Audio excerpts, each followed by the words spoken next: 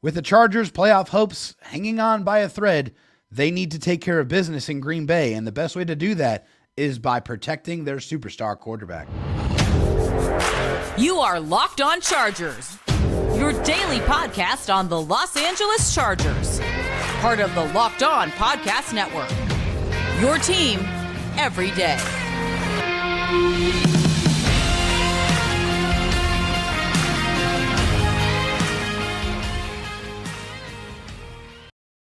Welcome inside another crossover edition, a terrific jersey matchup. It is the LA Chargers against the Packers wearing their throwbacks, which are they're clean. And all the Chargers uniforms are so clean. Peter Bukowski here, host of Locked On Packers. David Drogemeyer, host of Locked On Chargers.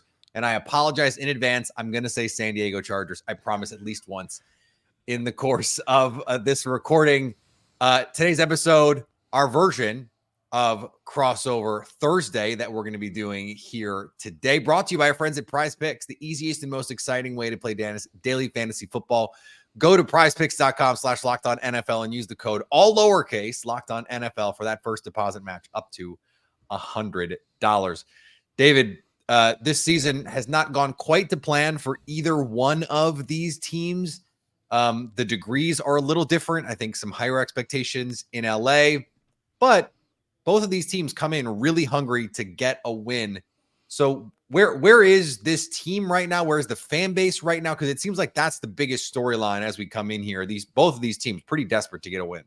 Yeah, 100%. I mean, I think, coming off of the Lions game, the fan base is pretty dejected. I mean, I think everybody kind of thought that this was going to be a kind of barometer type of game for the Chargers to kind of really see where they're at. I mean, yeah, they beat the Jets and they got a couple of good wins. Okay, whatever, big deal. You beat the Chicago Bears with Tyson Bagent, who's a Division III quarterback. I mean, come on, like those wins don't really do much for your confidence. You expect to win those games. You expect to go in and do what you did. The real barometer was, hey, can you match up against one of the best teams in the NFL, clearly. And the Chargers, they were close, but I mean, it just seems like that's the story of the Chargers. They're always close, but they're never able to get all the way there. So they fall short and they get absolutely shredded on defense. I mean, that was, I think, the biggest storyline in that game is they couldn't stop anybody to save their lives. I mean, The Lions did whatever they wanted on both sides, running the ball, passing the ball. It didn't matter. They were in full command. And, it took a little bit for the Chargers to catch up, but offensively they did. They did catch up, but they didn't get that one stop when they needed. So I think after the loss to the Lions, I think the biggest storyline is just trying to keep the season alive. I mean, right now they're still in the playoff hunt, but it's a very daunting task. I mean, right now, according to the NY Times, simulator, they're 37% chance to make the playoffs, and that's just not very good. But I mean, the thing is you got to win, right? You have to win. Yep. The biggest storyline is, can the Chargers win this game to keep their playoff hopes and their season alive? Yeah, and a lot of these losses have happened in similar fashion to what Green Bay has faced. I mean, the Packers had the ball with a chance to go win the game against the Raiders, couldn't do it. They had the ball with a chance to go win the game against the Broncos, they couldn't do it. They had the ball with a chance to go beat the Steelers, they couldn't do it. And it does feel like one of these times they're going to break through. Yeah. And they, just because the numbers say you have to at some point, you have that many opportunities, you're going to break through. But like, how many years in a row are we on this with the Chargers now where they're going to lose these games in heartbreaking fashion at the end? And like, I personally don't view it as a Justin Herbert problem. I know that there's like this very toxic discourse with quarterbacks, and I will admit my own role in it when Aaron Rodgers was a part of those conversations. But right now, it's like Justin Herbert, and you have to pit him against Joe Burrow, and you've got to pit him against Josh Allen. And for whatever reason, the like Tua Herbert stuff is going, like, I don't know, like I can't imagine two less alike quarterbacks pretty much that are like also each pretty good. You know what I mean? Yeah. So I don't understand that, but I think in a lot of ways, what I want Packer fans to do is point at the Chargers and go, that's a really, really, really good quarterback. And they still, because they rely so often on having to win these games at the end, you sort of leave it up to the fates, right? Like these are coin flip games. And unfortunately, you're going to lose a bunch of them regardless of who your quarterback is. That's not a fun life to live, as you know. But I don't think it's proof that Justin Herbert, for example, is not a great quarterback. That guy is unbelievable. And every Packer fan, I'm sure, is going into this game going, I just don't know how Green Bay has any chance to stop this offense. Yeah, I mean, I think it's really frustrating for me, especially with all the discourse around Justin, because it's he hasn't won anything. The last time I checked, the quarterback doesn't play on the field by himself. I mean, he doesn't play defense. He doesn't play special teams. He plays offense, and he can only control what he can control. And if you can, in fairness, no one in LA plays game, defense. Yeah, exactly. I mean, right now, if you look at the last game, they definitely didn't play any defense. But for the Chargers and for Justin Herbert, this guy has all of the talent in the world, and I think you saw it. They scored on their last 5 straight drives against the Lions. Like when he's right and when he's protected, he can do anything on the football field. I mean, he is the prototypical quarterback. He's 6'6", 250 pounds. He can throw it with touch. He can throw it with accuracy. He can throw it with a laser beam. He can throw on the run. He escapes pressure in the pocket. He does everything that you want your quarterback to do. Like, there's really not many deficiencies in his game. But if the Chargers defense doesn't get any stops, then Justin Herbert can only play Superman so often before you grab Superman's cape and you're able to drag him and suffocate him because he doesn't have any supporting cast. Yeah, I don't want to preempt our matchup conversation too much, but the defense is the bugaboo for both of these teams. Joe Barry comes from the other LA, where Brandon Staley also came from. And the reason Joe Barry is the defensive coordinator in Green Bay is because he was the linebackers coach under Brandon Staley in the other LA with the Rams. And so I've already written a couple of columns this week for The Leap, a newsletter I would love your listeners to subscribe to, and my listeners, about how these teams defensively are kind of mirror images of one another. And that's a problem for both of them. And it raises really serious questions about the future of both of them. I have also been doing the bit for the last 18 months of Brandon Staley, future Packers defensive coordinator. And I don't know, if you're Green Bay, if you're a Packers fan and you want that to happen, the best thing you can do is score 35 points on this team on Sunday, because you might be one step closer to making that a reality. I don't want to preempt the defense talk too much, but what is the biggest reason you think they are underachieving this season? I mean, it's just their coverage on the back end. I think that they've honestly been surprisingly good against the run this year. I think, they were top 6 before they got shredded by the Lions, and now they're like a 10 or 11 as far as rushing yards allowed and, yards per carry allowed. But they just given up way too many explosive plays, whether it's passing plays, whether it's running plays. It doesn't matter. I mean, that's the thing that's crippling, because the Chargers have a fantastic pass rush. I mean, they have 4 or 5 guys that have 5+ sacks. So they can get after it. I mean, they really, really can, and they have, and they've gotten turnovers as well. I mean, they really have done a good job of that, but they have not been able to get those stops in the pass defense part of this game, and it has been really, really crippling. I mean, you give up those big 20, 30, 40-yard plays, 3, 4, 5 times a game. It's really, really hard to overcome that deficit, and so I think that's the one thing that has been an unfortunate theme throughout Brandon Staley's tenure as the Chargers head coach and defensive coordinator, is that year after year, they have given up way too many explosive plays, and that has got them into a lot of one-score games, a lot of shootouts, and you can't overcome all of those situations. You got to have some stops, and unfortunately, for someone who came in with the moniker as a defensive guru, that is not anything close to what we have seen as the Chargers head coach, defensive coordinator. It has always fell short. And I will tell you, if they don't win this game, then the talk is already very, very, very hot for Brandon Staley to get fired. And I think it would only add some high-level kerosene to that if they lose this game. Yeah, the defense that both of these teams played is predicated on not giving up big plays. That's right. And the point, the whole point is, hey, what we're going to do is we're going to let you run the ball. We're going to let you throw underneath. We think you can't go 12 plays, 80 yards 4 times and beat us. Right. Exactly. And both of these teams can't stop giving up explosives. So it's like, okay, if you're going to give up the run so that you stop big plays, then you have to stop big plays. Otherwise, you have to try something else.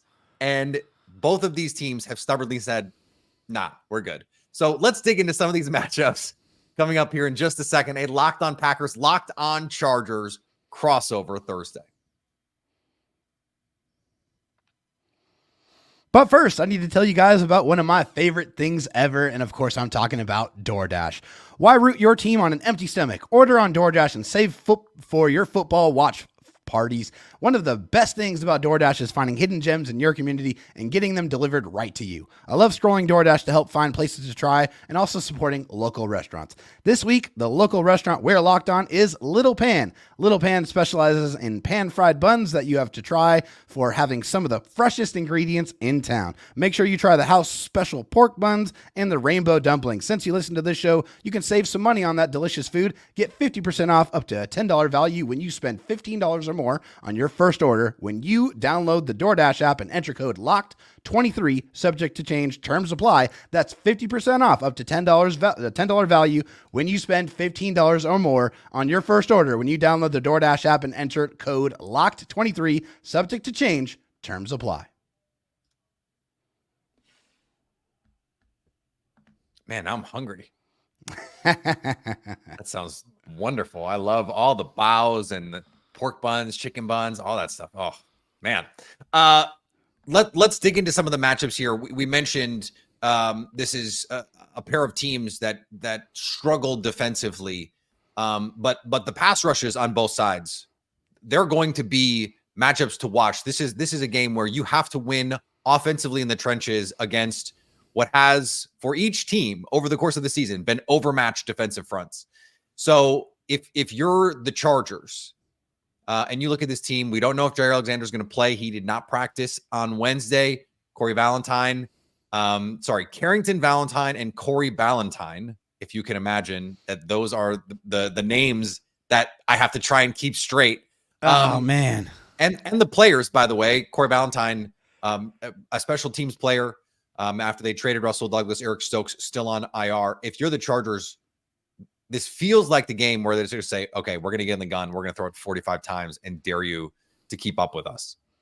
Yeah, you're absolutely right. I mean, it's going to be a huge part of that game plan when you're looking at corners that are a little bit inexperienced, not, at the same high level as your starters.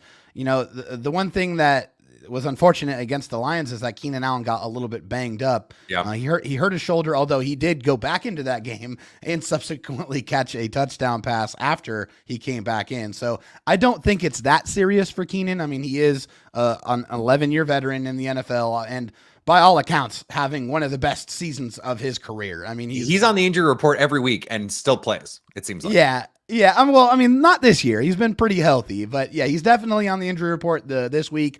I think he'll probably practice a little bit limited, maybe tomorrow as, they get closer to the game, they'll ramp it up a little bit. But Coach Staley said that they expect him to play. But you're right. I think when we talk about the matchups, it all starts in the trenches. And so the matchup I'm most concerned about or most looking forward to, that is Joey Bosa and Khalil Mack versus Rasheed Walker and Zach Tom. I think, the Chargers bookend edge rushers against the Green Bay Packers tackles, but also they like to move around Joey and Khalil as well to try to get them matchups on the guards as well. And I expect to see them kind of give Morgan Fox, their interior pass rusher, some more pass rush snaps.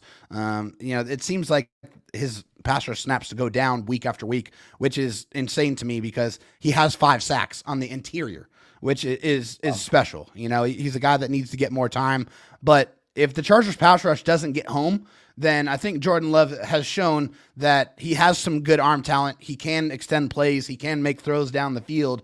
But if he has pressure in his face, as with every other quarterback, it speeds up that clock and it makes those throws a lot more difficult to make. Yeah, I'll be interested to see who plays left tackle for the Packers this week. Josh Nijman returned to practice This week on Wednesday was, I think, a game time decision. It seemed like they expected him to play last week against the Steelers. He didn't. Rasheed Walker ended up being in there, gave up 5 pressures, but Matt LaFleur said he liked the way that he played. Pressure was not the reason the Packers lost to the Steelers against Alex Highsmith and TJ Watt. Like they did a good job. This kind of gauntlet. And Zach Tom, I mean, I don't know how many of your listeners know who that is even. They might think that I meant to say Tom Zach because that's how double first name guys work. But he's been, when he's healthy this year, he's been awesome. We're talking about a day 3 offensive tackle who's got awesome feet. It'll be a contrast of styles because TJ Watt and Alex Highsmith are more, I hate to say finesse rushers because they're not, but they're more about, I'm going to try and win to the corner, or I'm going to spin back. Whereas Joey Bosa, he's a technician, but he's a power rusher. He is going to, for sure. He's going to come through your chest. Yeah. And Khalil Mack especially is a power rusher. I mean, I was going to get there. Especially at this point in his career, does not have the same sort of burst, but he will still, as Marshawn Lynch would say, run through a you-know-who's face. That's right. That is still what they want to do. And if there's one thing that both Nyman and Tom are susceptible to, they've got great feet laterally. It is 1, inside counters for Yosh Nyman, but 2, it's that bull rush. And so this is a terrific test. It's kind of the same thing for me on the other side because if the Packers can slow down this Chargers passing attack, it's going to be because Rashawn Gary just eats the lunch of Trey Pipkins. Like that's got to be the matchup that you just dominate. Yeah. And we know Rashawn Slater is an all-pro caliber player. And so that's going to be a tough side, but also the interior of the offensive line has not been as fixed as they would like it to be. You're right. Certainly. And so that opens up opportunities for a guy like Kenny Clark, for Carl Brooks, the rookie from Bowling Green, who's been awesome this year. Devontae Wyatt, who overall has not been a great player, but is one of the best sub-package interior defenders in the league. So at least this season, it's kind of the same blueprint. See if you can get a pass rush. Can you create one turnover here? Can you dislodge the football there? Those kinds of things. And then maybe can you just win some situational opportunities? The Packers in the red zone right now, David, have been the last couple weeks. It's been a struggle. They have not been able to score. Whether it's drops or penalties at the wrong times or guys not being on the same page. It's still a really, really, really young offense. Yeah. And that's just sort of where they are. If they can be efficient in the red zone, I do think they can keep up with the Chargers offensively just because of this defense. But that, to me, the red zone execution, that is going to be essential because they're going to be able to move the ball against the Chargers. Like everyone moves the ball against the Chargers. It's going to be avoid the turnovers and be efficient in the red zone, I think. Defensively, like when you watch this Packers team, are you going, please make Jordan Love beat us? Or is it, I hope they give the ball to Aaron Jones 30 times? Yeah, I mean, I think it's definitely, I want Jordan Love to beat us because of his kind of wildness with the football. I mean, he's turned the ball over, 9 times. He has 9 interceptions this year. And honestly, that's been a knock I've had on Jordan Love. 5 straight games with an interception, something like that. Yeah.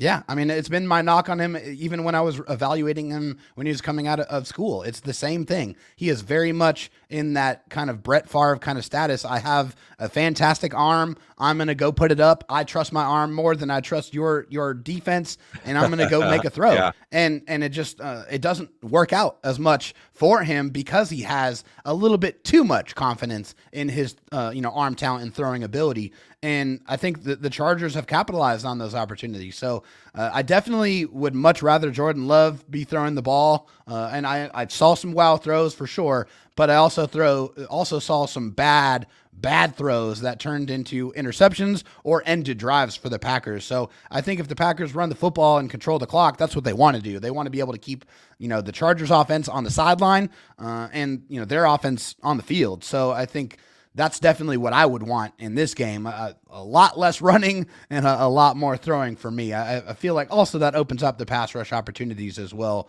Yeah. But yeah, you gotta stop the running game in this one, and you want Jordan Love to be the guy that have to beat you. Yeah, if you can run the ball effectively, it just makes it so much easier to do everything that you want to do. And we saw it with the Lions. Like they just, whenever they gave the ball to Jahmyr Gibbs and David Montgomery, they got whatever they wanted. Yeah. And that just, it makes life so easy as an offense to just get where, like if it's 2nd and 4 every time, it's easy to play offense. Like you and I can call offense if it's 2nd and 4 every time. So that's right. That is, I think, also a criticism of the Packers because they've had some similar type issues with their run defense. So this is one of those games where it's like, okay, whose defense can suck less? And yeah, it's the Spider-Man meme pointing a little bit for sure. And frankly, the big thing is Justin Herbert. He is just a lot better and certainly a lot more proven than Jordan Love. Although, and I want to ask you about this, David. Yeah. When you dig into some of the numbers, like one of the most comparable quarterbacks, just raw numbers and some of the Pro Football Focus stuff. Yeah. In terms of Jordan Love's season, Justin Herbert is one of those guys. It doesn't seem like he's quite had that, like, I'm going to ascend into the Mahomes tier kind of season that a lot of us thought he could. Quentin Johnston is part of the reason he has not been that guy. You lose Mike Williams. Finger too. That's a huge thing. And then the injury, but he seems to have these, like he was hurt last year for a month, played through it. He's a tough dude. Yeah. But why do you think it hasn't quite clicked? He's still awesome. Why do you think it hasn't quite clicked this year? Yeah, I mean, I think it's just been a ton of pressure in his face. I mean, he's it doesn't look like it because he's so good at avoiding sacks. I mean, his sack to pressure percentage is up there with Mahomes as one of the best in the league. It's just not a very telling on if you watch the games. You see he has to be able to make decisions in a flash because he's got rushers in his face immediately. And, he can do some fantastic things, but you can't expect that down in and down out. So the offensive line has really failed Justin. And I think when you see that Justin Herbert has time, then he can shred anybody out there on the defense. But that's been the issue. It's been pressure in his face and, making him have to get off a script and off a platform. And he can make those plays, but anytime you force a quarterback to do that, you're forcing him to make those extraordinary plays more often than not. And even the best are going to falter in those situations. A lot of the same story for Jordan Love. I mean, we've seen him to a lesser extent, of course, make some of those wild throws. He is not as consistent, to be sure, as Justin Herbert. But when everything around the quarterback is in flux, it makes it so much harder to play. And I'm actually really glad that someone like Patrick Mahomes, who's still playing like Patrick Mahomes, that offense is not nearly as good because everything around him is a disaster. Not quite, but the defense is really good though. But their defense is really, really good. Josh Allen, that team is just not as talented as we thought. It's Stephon Diggs and the Pips. There's not really a great supporting cast. The offensive line is inconsistent. I think, underestimate how much that kind of stuff matters. And we just go, it's the quarterback because they get overpraised. And as a result, they also get over criticized.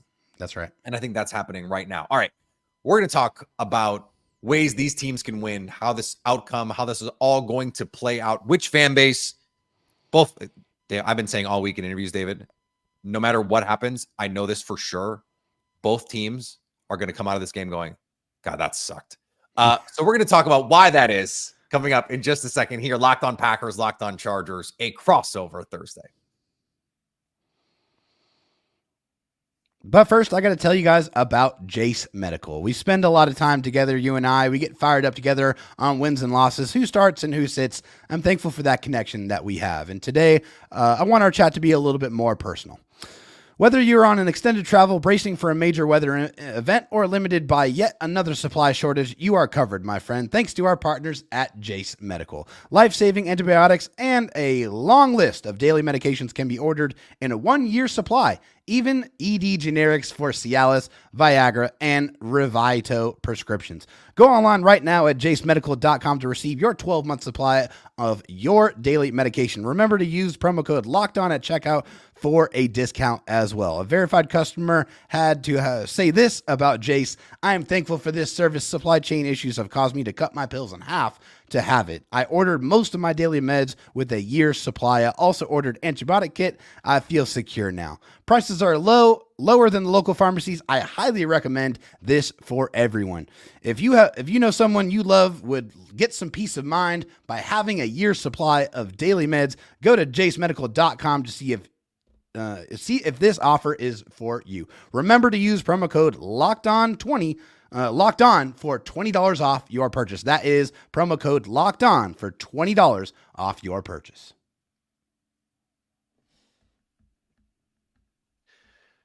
All right, let's try and paint a picture here of how the Chargers are going to win. What has to happen for the Chargers to go into Lambeau Field and come out victorious?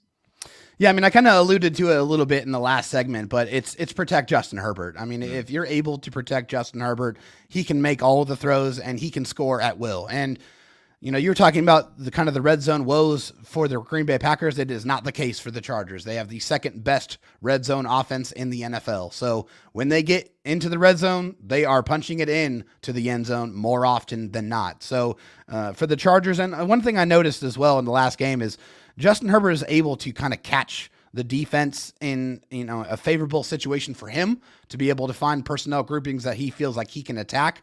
And he's going to go no huddle, and he's going to be able to call the plays at the line of scrimmage to be able to manipulate that defense and take advantage of those matchups. So I would expect to see that quite a bit, but you have to protect Justin Herbert, and you have to get the ball to Keenan Allen. Keenan Allen is the catalyst. He is the guy that makes the offense move. It's Keenan Allen. It's Austin Eckler in the passing game. Those are the two guys that you need to have big games for the Chargers to be able to win this football game on Sunday.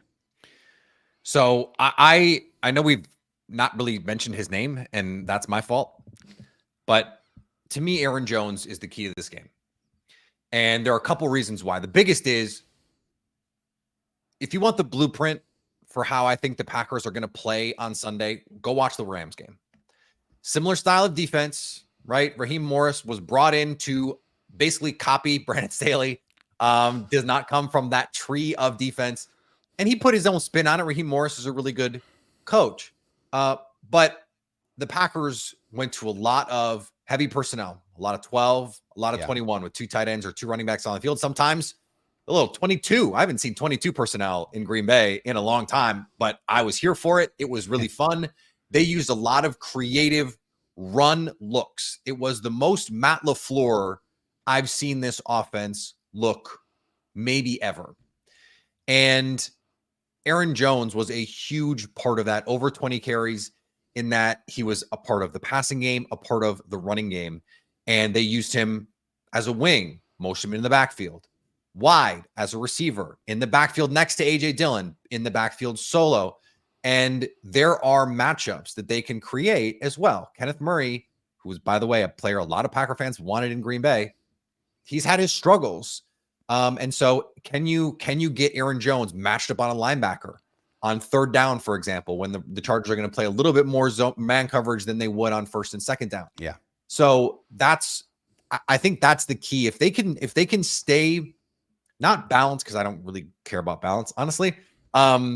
Me too. But can they stay with multiple kinds of personnel? Are they able to run it well enough that they can be diverse in their personnel? Because that was something that the Lions were able to do, that they were able to take advantage of. And I wrote about this for The Leap, a newsletter I would love for you to subscribe to, that when the Chargers face three wide receivers, they're a nickel like 95% of the time. But when they face two tight ends, they're a nickel like 45% of the time. I mean, it makes sense. That's interesting that they're not matching base with base. Like the heavy personnel with base is usually how teams are going to play it. So I think you're going to see a lot of heavy personnel for the Packers and say, okay, LA, how are you going to match up with these dudes? And if you're going to play linebackers on the field, here's Luke Musgrave running down the seam. Here's Luke Musgrave on a sail. Here's Aaron Jones on a wheel route. Here's Aaron Jones on, jet all go. And you've got him running down the middle of the field. Oh, you're going to play nickel against 12 personnel? all right, here's outside zone. Here it is again. Here it is again. And then you hit the winebacks and you hit the counters and you hit all of these other things. He, to me, like I think that is the key to this Packers offense. And I just don't think the Packers are going to get enough stops. So like I can't even pick a defensive thing because they're just not going to get stops. They're just not. Like the Chargers are going to score 27 getting off the bus. It's going to be about, can the Packers offense manufacture enough stuff? And to me, that's Aaron Jones. And unfortunately, as much as I love Derwin James, like Brandon Staley is not going to just like let him say, okay, you're going to, it's going to be your job to make sure that doesn't happen. That's not what they do. Well, it just depends on how successful that tight end is, because if Luke Musgrave is making those plays down the seam, then Brandon Staley will probably go to Derwin and say, hey, go lock him up and go take him out of the game. I love it. Let's see it. And go make somebody else beat you, because he does have that ability. I mean, he's had a little bit of a down year, but Derwin James can line up and lock up any tight end in the NFL if that is what he is asked to do. But because he is so multiple and because he does so many things, it's kind of hard as a coach to be able to tell Derwin, just go out there and do one thing, because he is a fantastic blitzer. He is a great tackler. He's fantastic in the box, and he can play back, and play deep safety as well. So it's just kicks. How do I use Derwin James at the utmost effectiveness? And I think, it's really going to be, how are the Chargers going to be able to change in game and be able to make adjustments on defense specifically to be able to counteract what the Green Bay Packers are so obviously going to try to do to them. Well, like I said, awesome uniform matchup. I can't wait to see it. I think this is going to be a really fun game. I have not been able to say that about a Green Bay Packers game, not at least predict it in a long time, but I think that's what they're going to get here on Sunday. David, you will be there. We will be live here on Locked On Packers after the game to stay for everyone. Locked On Packers, Locked On Chargers.